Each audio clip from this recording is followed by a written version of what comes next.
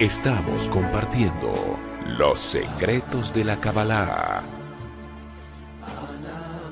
Buenos días, oyentes de Radio Dakota. Otro miércoles aquí con ustedes llevándoles los secretos de la Kabbalah. Encantados, por supuesto, de estar aquí. Quienes habla Damián Tolchinsky, de aquí a mi lado Javier Wolkoff. Buen día, Javi. Muy buen día, muy buenos días. Para hoy, para el programa de hoy, que va a ser, por supuesto, vamos a tener nuevamente el shofar, para aquellos que ya escucharon, y para aquellos que no, vamos a hacer nuevamente una breve meditación y contar qué significa este sonido del shofar. Y ahora podríamos llevar a nuestros oyentes a contarles, por ejemplo, para esta primera etapa del programa, la energía de la semana y de qué se trata esto que aparece en el Facebook nuestro que dice los mundos del caos. Los mundos del caos. Es el tema el tema de la semana. En general, las 4 semanas del mes de Elul, todas están bajo el mismo marco de energía, que es este concepto de Teshuvah, Tashub Hei. En los últimos 2 programas hemos hablado acerca de el arrepentimiento, de librarnos del equipaje para llegar a Rosh Hashanah con una vasija grande, limpia, llena de espacio para juntar toda esa energía que hay disponible en Rosh Hashanah. Uno de los... tal vez voy a aprovechar a contar un cuento hasídico, porque hoy es un día especial, hoy es 18 de Elul. Y el día 18 de Elul marca el principio, como dijiste recién, de lo que se conoce como la creación del mundo del caos, de los mundos del caos, los reinados del caos que fueron previos a la creación actual. Pero también en este día llegó al mundo un antídoto, como para contrarrestar esta energía del caos, que fue el nacimiento de Rabbi Israel Baal Shem Tov. ¿Sí? Fue un cabalista que fue el primero el fundador, por decirlo de alguna forma, del movimiento hasídico. Hasidut tiene que ver con el aprendizaje de la Torá o del Antiguo Testamento a través de la misericordia. Y el sistema de aprendizaje del Baal Shem Tov era distinto al que se conocía hasta ese momento. Y él introdujo todo este concepto de utilizar la felicidad y el cantar y el no necesitar estrictamente que el crecimiento espiritual pasara por el sufrimiento, que era como... Han habido etapas en la evolución del ser humano y su crecimiento espiritual, empezando por 2000 años de caos al principio de la creación, que terminó en un diluvio. Después llegó Abraham y empezó a existir el concepto de la Sefirá de Gesed, de la misericordia en el mundo. Y ahí ha habido una evolución, y parte de la evolución es, por supuesto, el necesitar cada vez menos del sufrimiento para aprender. Cuando decís que el Baal Shem Tov trajo este antídoto y que su manera de su enseñanza era diferente, y nombraste la felicidad, etcétera, parecería que está menos... lo que trajo como enseñanza parecería ser no tan lo literal, sino la energía. Hay una historia que expresa muy bien quién era el Baal Shem Tov. En los primeros años de su vida no tenía, él entendía que no tenía permiso de revelarse al mundo, de que el mundo supiera quién era él realmente. Y fue una persona poco conocida, sin embargo, que ya en ese momento tenía una gran influencia en Polonia, en donde él vivía. Y había un rabino que era ya en ese momento conocido en toda Europa, que se llamaba Rabbi Dov Ber de Mesrich. Es más conocido con una especie de sobrenombre que era el Magid mi Mesrich, el Magid de Mesrich, de este lugar de Rusia.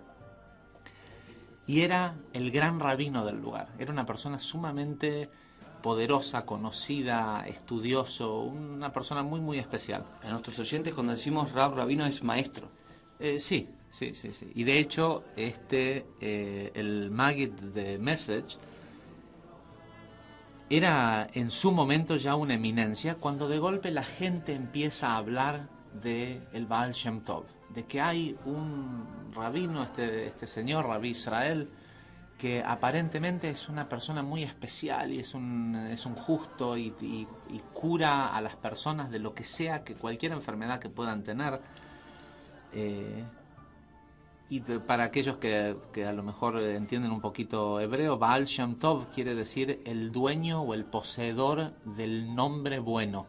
Y en realidad lo que tenía el Baal Shem Tov era que él conocía el secreto, todos los secretos de cómo se pronunciaba el nombre de Dios, Yud-Kei Vav-Kei, y a través de esta herramienta y de otra herramienta que son 11 letras de sanación, Kel Nar Refan Alá, curaba a quien sea de la enfermedad que sea que tuviera.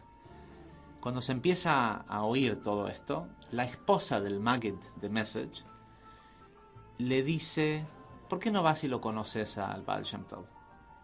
No, dice: ¿qué lo voy a ir a conocer? Que venga él a conocerme a mí, yo soy el gran rabino de Mesrich, que él venga y nos conoceremos. Y la esposa le insistía, le decía: mirá, que escucho que es una persona muy especial, a lo mejor podés aprender algo de él, y él no quería. Finalmente la esposa le termina haciendo esas cosas que hacen las esposas, que si no haces lo que ellas dicen, se cortan una serie de suministros, la comida. A favor de las mujeres, por algo lo hace, por algo lo dice. Sí, porque hay una sabiduría superior. La cosa es que el Magid de Mesrich decide ir a visitar al Baal Shem Tov. Y cuando llega a pasar un Shabbat con él, lo invitan y le dice el Magid, le dice: vamos a estudiar algo antes de... No, dice la verdad, dice el Baal Shem Tov, la verdad es que tengo hambre, mejor comamos directamente y estoy cansado y vamos a dormir. La cosa es que le llama la atención porque le dijeron que este hombre era tan especial, un gran cabalista y todo esto, y parece un tipo muy simple, muy común. Sin embargo, en la comida se cantó y era muy alegre, toda la situación era muy alegre, pero poca esencia, poco estudio. Lo que venía a buscar el Magid de Mesrich era conocimiento, quería aprender cosas nuevas. Él ya era un gran cabalista, él pensó que venía a ver al Baal Shem Tov y que iba a aprender algo impresionante. Se quedó medio decepcionado por la falta de estudio en la comida, solo canciones, se fueron a dormir. Bueno, el Magid de Mesrich, después de la medianoche, se despertó y se fue y bajó al living de la casa donde había luces prendidas para ir a estudiar, como hacen los cabalistas a medianoche. Tenía un libro de Lari que se llama Las puertas de los ángeles. La cosa es que estaba leyendo y estudiando de Lari, de Rabbi Yitzhak Luria, cuando llega el Baal Shem Tov y le dice: ¿qué estás?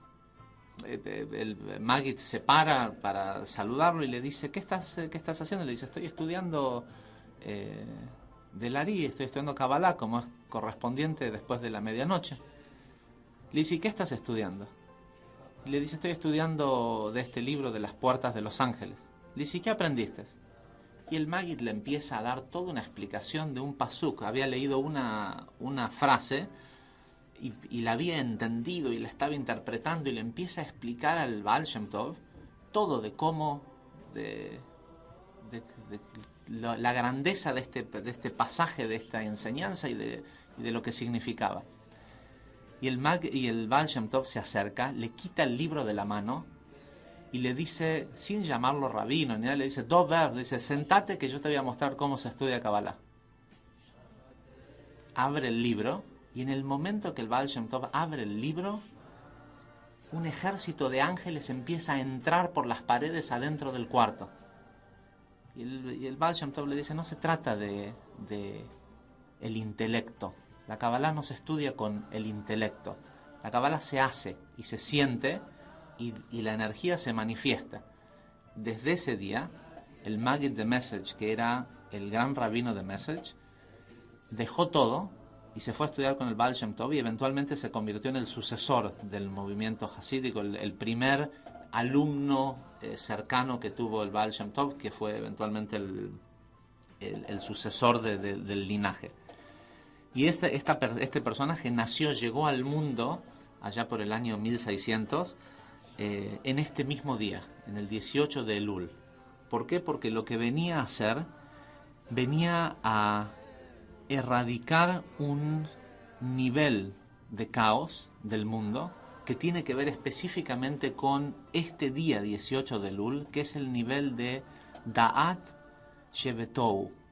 Es el nivel de Da'at, que es una sefirá, que es conocimiento, pero estamos hablando de no sabiduría, sino conocimiento intelectual de el mundo del caos.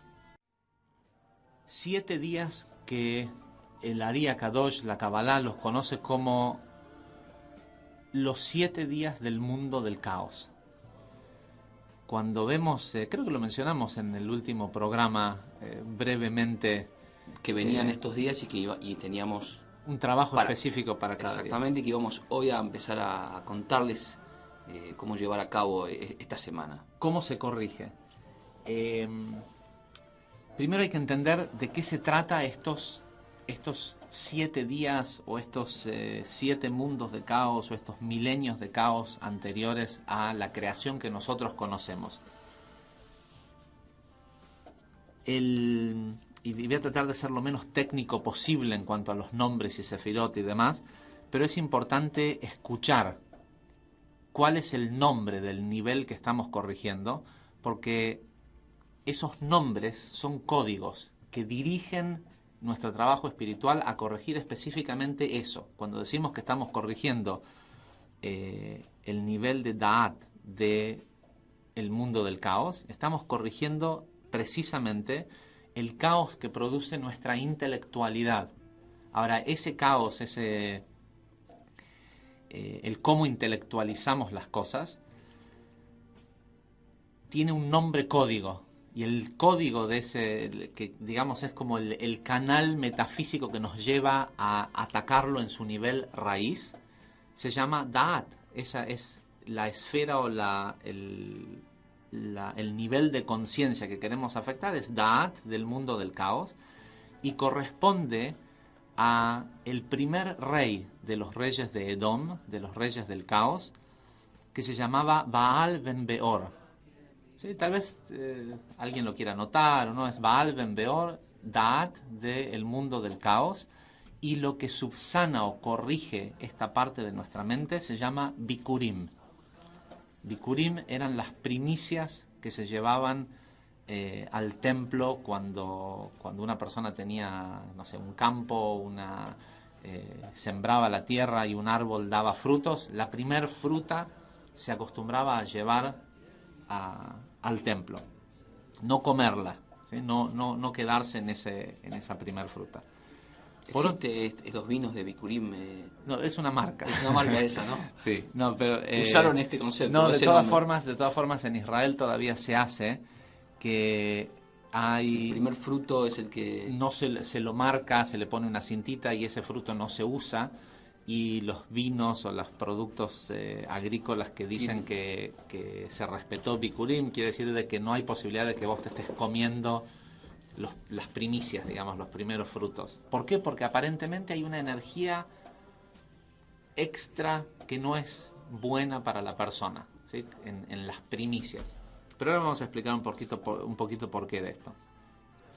Por otro lado, la porción que corresponde a esta semana, que es Kitabo, es la porción del Zohar o de la Torá que corresponde a la semana, empieza hablando de Bikurim, empieza hablando precisamente de este. Y si uno no conoce el tema este de los mundos del caos y la corrección que hay que hacer en estos días, es como que quién sabe por qué la Torá justo fue y puso esta porción en las últimas semanas del mes de Elul.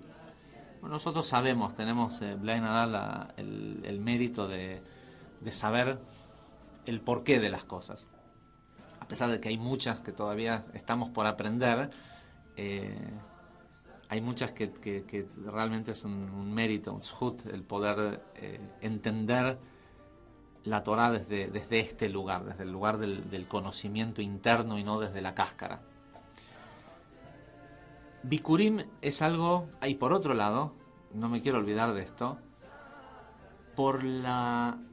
si alguien te preguntara cuál es el tema, cómo es que se conoce a la porción de Kitabo, cuál es el tema, digamos el theme, ¿cómo se dice el theme? La idea, el pensamiento. Sí, como que el marco general de la porción de Kitabo, plagas. El concepto de qué habla esta porción, plagas. ¿Cuántas plagas? 98 plagas. Y hay una última parte, una pequeña parte hacia el final de la porción de la Torá de esta semana, en donde Moisés habla con la gente, está hablando con todo el pueblo, ¿sí? Tiene a cientos de miles de personas que están todos ahí escuchándolo porque se está por morir, está en sus últimos días, sus últimas horas de vida.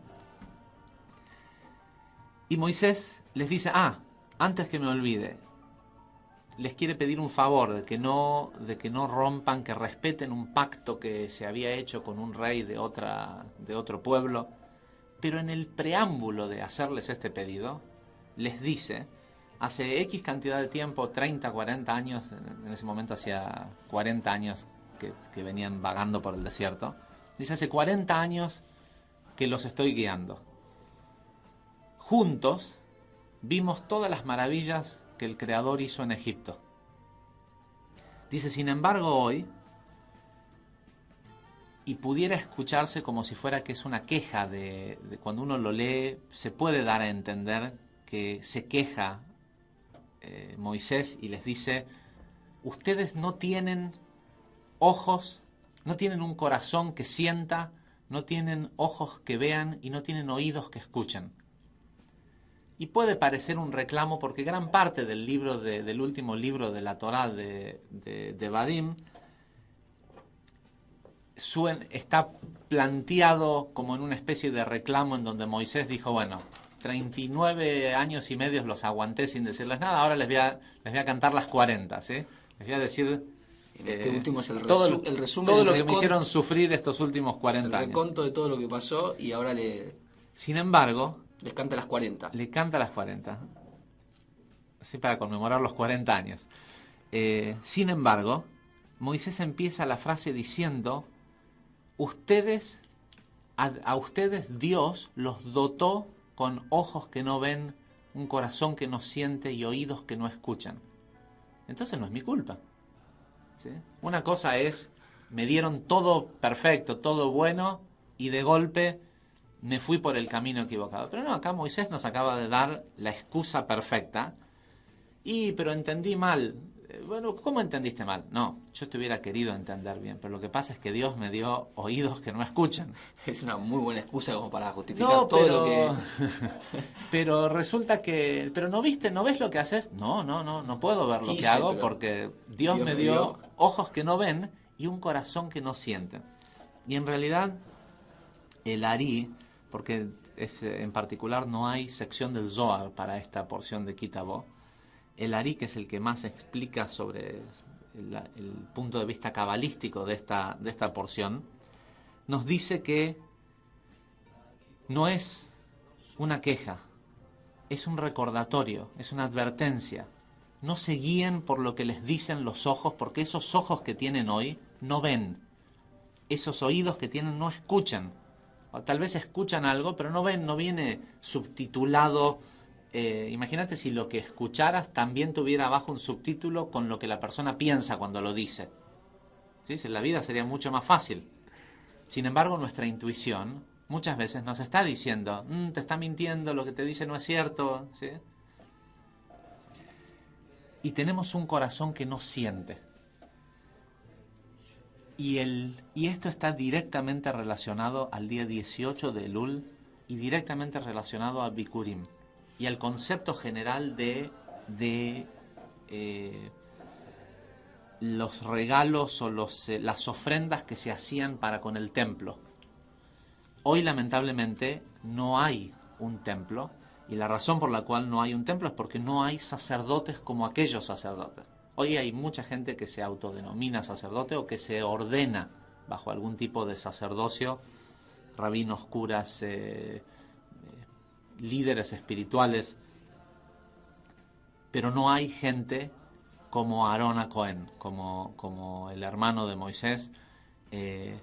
No hay sacerdotes que sean la presencia absoluta en la tierra de la energía de la misericordia, que sean absolutamente representativos de la sefirá de Gesed. Si los hubiera, existiría el templo en Jerusalén, porque ese templo en Jerusalén tenía como propósito traer energía de paz para todo el mundo, no era algo para el pueblo judío, ¿sí? Era durante la festividad de Sukkot, se hacían 70 sacrificios que tenían como propósito enviar energía de paz a las 70 naciones, a los 70 grupos de alma del mundo.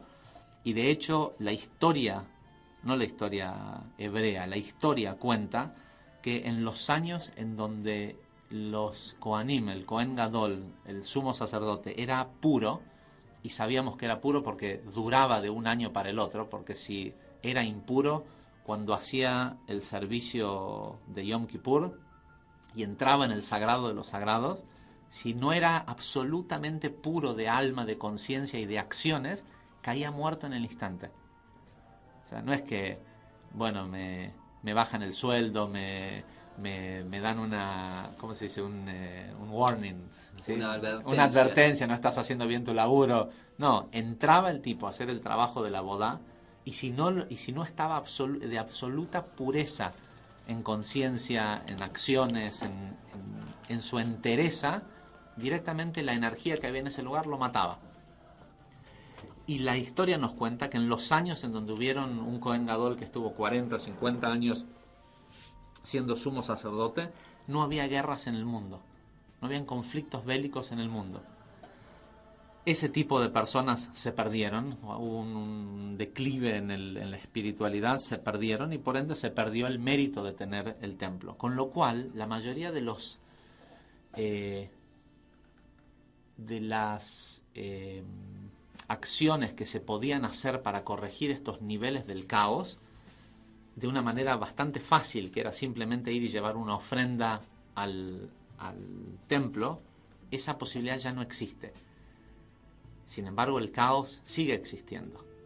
Como explicamos la semana anterior, hubo una creación previa a esta creación que se llamó el mundo del caos, en donde la principal característica que tenían las sefirot o los niveles de conciencia representados por estos 7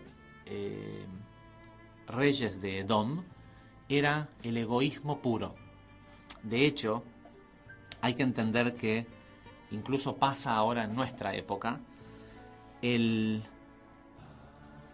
una cierta cantidad de almas que tienen otro nivel de entereza. Cuando digo entereza quiere decir, no es que son gente más justa o más recta o lo que sea, son simplemente almas que cuando se rompió la vasija y los pedacitos de la vasija fueron cayendo, a medida que fueron pasando de un mundo a otro mundo, de Atzilut a Briá, de Briá a Yetzirá y de Yetzirá al mundo de Asiá, se fueron fragmentando cada vez en más pedacitos. Nosotros, las almas, los que estamos acá abajo, somos esos pedacitos, digamos que menos espirituales. Por eso el crecimiento espiritual también se conoce como elevación espiritual. Cuando una persona se eleva, su alma recupera chispas que están hoy dispersas en el mundo. Pero hubieron algunas almas que no bajaron nunca, que se quedaron en Atzilut, ¿sí? Que nunca participaron del caos de este mundo. Y esas almas son los grandes maestros que muy de vez en cuando bajan al mundo. En nuestra creación, Moisés, Aarón, Rabbi Shimon Bar Yochai, el Ari, Rabashlag, ¿sí? Estas son las Rabbi Nachman de Breslev, el Baal Shem Tov. Son almas que bajaban, que tenían una capacidad, eran mucho más cercanos al mundo de Atzilut y bajaban solo a enseñar. Por eso los grandes cabalistas, ninguno vivió más de 35 o 40 años, porque no venían a vivir la vida que vivimos nosotros, venían a bajar información y a compartir conocimiento. El principal aspecto de caos que se generó en esos mundos previos a esta creación fue que los reyes de Edom, los reyes de estos 7 reyes que dice que reinaron y murieron, también eran mensajeros que tenían que bajar a enseñarle a la gente. El problema fue que en el mundo de Atzilut, con sus pares, eran gente normal, que todos en Atzilut todos conocen la verdad de toda la creación. Pero en el momento que llegaron a este nivel, cuando bajaron a ser reyes y a ser líderes, se dieron cuenta que ese conocimiento extra que ellos tenían les daba un poder especial. Y como eran sumamente egoístas, de hecho el Ari dice de que estaban hechos solo de la sefirá de Malhut, o sea, solo tenían puro deseo de recibir para sí mismos, y no había ningún aspecto de Yesod. Yesod es la sefirá que tiene que ver con la conexión o la vinculación con las otras personas. No tenían la capacidad de sentir empatía por el caos que estaba viviendo el resto de la gente, pero sí tenían información, y se dieron cuenta que con esa información, mejor que ayudarlos, era controlarlos y aprovecharse de ellos. Hoy, lamentablemente, más que en ninguna otra generación, porque estamos volviendo a... estamos llegando al Gemara Tikkun, al final de la corrección, donde todo debe ser corregido. O sea, todos vamos a elevarnos. Sí, en ese sentido. pero para que eso suceda, todo aquel que generó karma tiene que volver a este mundo a corregirlo. Hoy más que nunca, todos esos líderes que utilizaron el conocimiento para sacarle ventaja a la gente, hoy tienen que volver y están acá entre nosotros, ¿sí? Hay una cantidad por eso vemos tanto de esto de golpe líderes espirituales, pero que terminan teniendo propósitos alternativos, contrapuestos a esa intención que parecería ser la de la espiritualidad. Y hay que entender que la esencia del caos proviene de principalmente 2 características humanas, o que son características de estos reyes de Edom. Una es la falta de vinculación con otros seres humanos, no sentir la empatía del caos que está sufriendo otra persona. Y 2, y que es la peor de todas, la mezquindad de información, el vender la información, el no compartirla si la tengo, a menos que tengas, ¿sí? El salir a determinar quién es merecedor y quién no, ¿sí? Ser dueño de la información y no compartirla. ¿Por qué? Porque ya lo hemos dicho muchas veces, que para que se pudiera crear este mundo de Tikkun, lo primero que se tuvo que crear fue algo que tapara a la luz. Y nada tapa a la luz mejor que el ego. La principal, cuando decimos se creó el mundo del caos previo a este mundo, para que se rompiera y que esos pedacitos de caos cayeran a esta realidad y se generara el mundo de Tikkun, de corrección, el mundo en donde nosotros podemos finalmente perfeccionar toda la creación. Esos pedacitos de caos se llaman ego. ¿Y cómo dónde hay ego? ¿Cómo se manifiesta el ego? Cuando no hay empatía por el otro, ¿sí? Cuando estoy centrado solo en mí mismo. y cuando tengo información y no la comparto. Entonces, Javier, vamos a llevarnos hasta el final del programa con esta idea que tiene que ver con los 7 días que hay a partir de hoy y anunciarles a todos nuestros oyentes que a partir de hoy van a poder ingresar al Facebook en Kabbalah Aplicada y van a encontrar una tarea diaria. Hoy va a haber una publicación, mañana ya está puesta la de hoy, mañana va a haber otra, pasado va a haber otra, así 7 días donde nos vamos a reencontrar, por supuesto, el miércoles que viene para continuar con las tareas hasta Rosh Hashanah. Pero es importante que sigan todos los días las tareas. ¿Por qué es importante? ¿Para qué va a servir eso, Javier? ¿Qué tiene que ver la tarea de hoy y qué va a continuar siendo en la semana? Queremos empezar a corregir o a prepararnos para Rosh Hashanah. Al principio había dicho de que iba a empezar con un cuento jasídico, lo cuento rápidamente. En Europa cuenta un librito que tengo de cuentos jasídicos. Un señor sale de su sastre, tomarse medidas para hacerse un traje para Rosh Hashanah y Yom Kippur. El señor quería tener ropa nueva. Se acostumbra a estrenar algo en Rosh Hashanah, sobre todo el segundo día de Rosh Hashanah. Y apenas sale, ve que hay un señor tirado en la calle, pobre,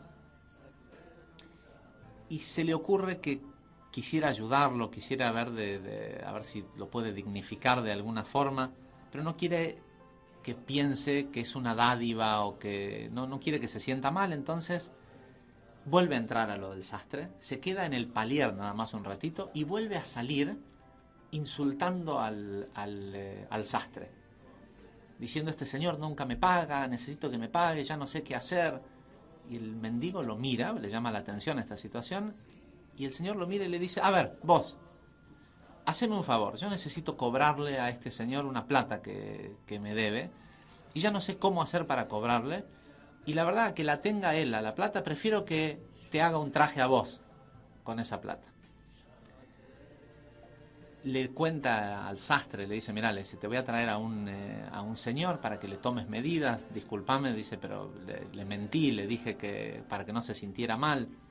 Bueno, el mendigo accede gustoso de poder ir a que le hagan un traje nuevo, ¿sí? Hacía años y años que usaba harapos. La cosa es que el señor lo lleva y le dice al sastre, le dice: mira, para que me pagues, te traje a este señor, quiero que le hagas un traje de la mejor tela que tengas, de lo mejor que puedas para él. Bueno, le toma las medidas, le dice, vuelva dentro de una semana. Le dice: ay, quiero que esté listo antes de Rosh Hashanah. Bueno, dice, vuelva dentro de una semana que lo voy a tener listo. Bueno, el mendigo vuelve una semana más tarde y le dice: vengo por el traje que mi amigo le había pedido. Le dice: sí, por supuesto, lo tengo listo. Le dice: vaya y pruébeselo. El señor entra al vestidor, al probador, y desde adentro del probador le dice: no me queda. No, le dice: ¿cómo no le queda? Le dice: yo hace 40 años que hago trajes, le tiene que quedar perfecto. Le dice: no me queda. Le dice: usted es un desgraciado. Le dice: porque no solo una vez en mi vida que tengo la oportunidad de que alguien me regale un traje, y usted porque tiene una pelea con él porque no le paga o lo que sea, y se desquita conmigo y me hace el traje mal. Le dice: pero a ver, salga, déjeme verlo. Sale y el sastre lo ve y se empieza a matar de la risa. Y el tipo le dice: pero encima de que me hace el traje chico, se mata de la risa. Y el sastre le dice: no, le dice mi amigo, usted tiene que sacarse todos los harapos esos que tiene encima y después ponerse el traje. Y cuentan los sabios hasídicos que esto es lo que ocurre en Rosh Hashanah. Si bien es un día de juicio, tenemos que entender que el Creador tiene un traje preparado para nosotros de absoluta vida. Absoluta. De hecho, uno de los grandes secretos que reveló el Baal Shem Tov, lo vamos a decir en este día porque es el día de su nacimiento, el Baal Shem Tov describió qué es el libro de la vida. Ahora lo decimos en un minuto. Porque hablamos en Rosh Hashanah le pedimos a Dios que nos inscriba en el libro de la vida. Y lo que nos dicen estos cuentos hasídicos es que el Creador prepara un traje para nosotros de vida plena, precioso, absoluto, a medida. Lo mejor que puede tener una persona para su vida está contenido en este traje que le van a dejar ponerse en el primer día de Rosh Hashanah. El tema es que para que te quede cómodo, te tenés que sacar los harapos viejos. Te tenés que sacar de encima toda la basura que traes, porque si no, no te queda, te va a quedar chico, te va a quedar incómodo, no lo vas a sentir como algo bueno, ¿sí? Lo vas a sentir apretado. Y eso es el proceso del mes de Elul. Ahora, ¿dónde está este traje que nosotros queremos ponernos? ¿Qué es corregir la humanidad? ¿Qué es lo que vinimos a corregir? ¿El alma de la persona? No, la persona, el alma que tiene, es una chispa divina, es un pedazo de Dios. Entonces, ¿qué es lo que vinimos a corregir? Cuando decimos la corrección de la persona, ¿qué tiene que corregir? ¿Su espíritu, su alma? No, todo eso ya es perfecto. El alma de la persona es perfecta y está cubierta de velos, de una clipá de negatividad. Y la gran pregunta es, ¿en dónde vive? En el cuerpo de la persona. ¿En dónde vive esa clipá? Y más aún... ¿En dónde vives? ¿En qué área de nosotros? Sí. ¿En dónde está? Si uno dice, bueno, si yo supiera en dónde está, me lo saco. ¿Qué sé yo? Dios no permita, pero si alguien me dijera, mira, todo lo malo que te puede llegar a pasar en tu vida es producto de que tenés algo en el dedo chiquito de tu mano. Y bueno, por ahí lo pienso y digo, bueno, pero si me corto el dedo de este chiquito y me deshago de todas las cosas malas que pueden llegar a pasar en mi vida, por ahí vale la pena. No es así, pero doy una analogía, ¿no? Entonces, si yo sé a dónde está esa negatividad, tal vez me puedo deshacer de ella. Por otro lado, la otra gran pregunta que hace el Ari es, si no existe el tiempo, el espacio y el movimiento, y existió el mundo del caos, ¿a dónde está ese mundo del caos hoy? ¿En dónde existe? ¿En qué lugar de este mundo hay una ciudad, hay un lugar? ¿Dónde está el mundo del caos? Específicamente en Da'at. Por eso el primer día, el 18 de Elul, corresponde al nivel de Da'at del caos, el intelecto. Y el Ari lo explica con mucha claridad. Dice, ¿cómo es que la persona llega a generar caos en su vida? Es muy simple. Mira o escucha con ojos que no ven y con oídos que no escuchan en realidad. Y eso le genera una emoción. Hay un estímulo externo, algo que pasa en el mundo, en su vida, en lo que sea, y ese estímulo externo, él lo analiza a través de un lente viciado, que es los 5 sentidos. Cada uno de nosotros, con nuestros vicios, estamos absorbiendo eso, de esa manera. No, pero más allá de nuestros vicios, nuestros 5 sentidos, sacando el olfato, los sentidos que utilizamos para juzgar, ya Moisés le dijo a esta gente antes de entrar a Israel, sepan que esa herramienta que ustedes utilizan para juzgar está mal y es a propósito así. Pero si estás al tanto de que es así, podés empezar a desconfiar de lo que te dicen los ojos, de lo que te dice el oído. Pero en definitiva, lo que hacemos es, hay un estímulo externo, ese estímulo externo nos produce una idea. Nosotros lo vemos y lo juzgamos bueno o malo. Según cómo lo juzgamos, eso le produce una sensación al cuerpo, una emoción, ¿sí? Y la emoción produce movimiento. ¿Con qué producimos una emoción? Con esto que le llamamos un corazón que no siente. Y esa emoción que le permitimos al cuerpo sentir genera una conclusión intelectual. Este tipo es mi enemigo, este es mi amigo, este está de mi lado, este no, lo hizo y lo dijo para molestarme, pero ¿cómo sé que lo dijo para molestarme? Y porque escuché lo que dijo y me hizo sentir una cosa horrible en el pecho y acá y allá, o tengo una sensación, hoy me desperté con una angustia, hoy me desperté con... Hay un solo una sola emoción cabalísticamente permitida. Y es solo el ser humano el que decide qué emoción le permite a su cuerpo sentir. La única permitida es la alegría. Es la única permitida. ¿Por qué? Porque el cuerpo humano, nosotros decimos que la persona tiene la capacidad de modificar su medio. ¿Cómo lo hace?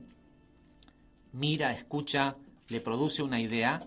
En el momento que siente la emoción, hace que su cuerpo se convierta como en una especie de parlante que genera ondas de presión, ¿sí? Sonidos, vibraciones, que viajan por el espacio y modifican el medio físico en el que él vive. Entonces, si la persona vibra bajo porque está angustiada, porque tiene miedo, porque tiene emociones negativas, por decirlo de alguna forma, atrae ese tipo de cosas, porque en lo espiritual la similitud de forma se atrae. Si la persona está contenta, atrae cosas buenas. Pero ¿cómo voy a estar contento si mirá lo que está pasando? ¿Cómo voy a estar contento si mirá lo que dijo, mirá lo que... El lugar donde existe, el único lugar en donde existe la corrección humana, es en el instante en el que decidimos que algo es bueno o es malo. De hecho, la porción de la semana, Kitabo, tiene 98 plagas. El número 98, Tzadik Het, ¿sí? 98, es el mismo valor numérico de la palabra Tzaj. Tzaj quiere decir en hebreo inmaculado. Y más aún, es el mismo valor numérico de Slach, de perdón, de ser perdonado. Selijot, esto que hacemos en el mes de Elul, aquellos que saben lo que es, viene de Slach. Slach tiene el valor numérico 98. Entonces, estas maldiciones, y aparte de la historia, como lo cuenta en la Biblia, es tremendo. Te dice, bueno, ahora párense de este lado estas 5 o 6 tribus que los vamos a maldecir. Y ahora párense de este otro lado estos que los vamos a bendecir. ¿Qué clase de Dios maldice a su pueblo? ¿Sí? Y en realidad, esta dualidad, como lo vimos en la porción de Re, que dice, mira que he puesto ante ti bendición y maldición, o otra frase de la Torá que dice, mira que puse ante ti la vida y la muerte, elige la vida, es porque todo está hecho en base a estos dos mundos, del caos y el mundo de Etz Haim. Tu trabajo es elegir el mundo de Etz Haim. ¿Cómo se hace? ¿Dónde existe el libre albedrío humano? ¿De qué se trata las correcciones que queremos hacer antes de Rosh Hashanah? Es corregir cómo interpretamos nuestro mundo, lo que vemos a nuestro alrededor. Empezar a ver el bien y no enfocarnos en el caos. Porque la mayoría de la gente es buena. Porque la mayoría de las cosas del mundo son buenas. Pero nosotros nos enfocamos en las noticias, en esto, en lo otro, solo el caos, el caos, el caos, porque tenemos una tendencia hacia eso. Saliendo ahora de lo intelectual, vamos a tocar el shofar, por las dudas, para que no se nos vaya a ir los últimos minutos de programa. Por lo menos lo que nos quedó, que es el libro de la vida, algunas cosas lo vamos a seguramente tocar en nuestro próximo programa. Pero ahora vamos a aprovechar entonces...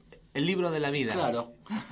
El Baal Shem Tov reveló el secreto de dónde es este Sefer Ahaim. ¿Sí? Acordate, le decimos a Dios, de anotarnos en el libro de la vida. Dice, el libro de la vida es el cerebro humano. El día de Rosh Hashanah es el día más propicio del año para decretarte a vos mismo una vida plena. Pero para eso hace falta una mente clara, que piense, que sepa pensar en positivo y no en caos. Entre las herramientas que nos ayudan entonces a entender este mundo y el caos y a corregirnos y a estar equilibrados, vamos a compartir el sonido del shofar.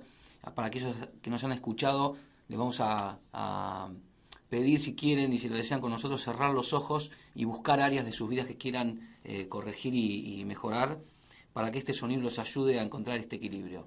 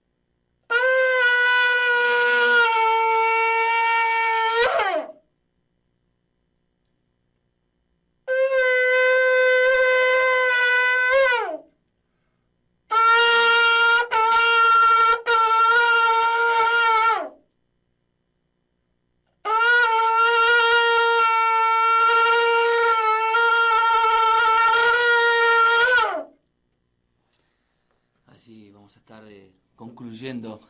Se empiezan a poner más difíciles los días de sacarle sonido del shofar, porque nos vamos acercando al juicio, y cada vez es más difícil, es más fácil hacerlo sonar como una trompeta, pero más difícil sacarle el ruido, el sonido adecuado, las vibraciones adecuadas para ir rompiendo lo que hay que romper.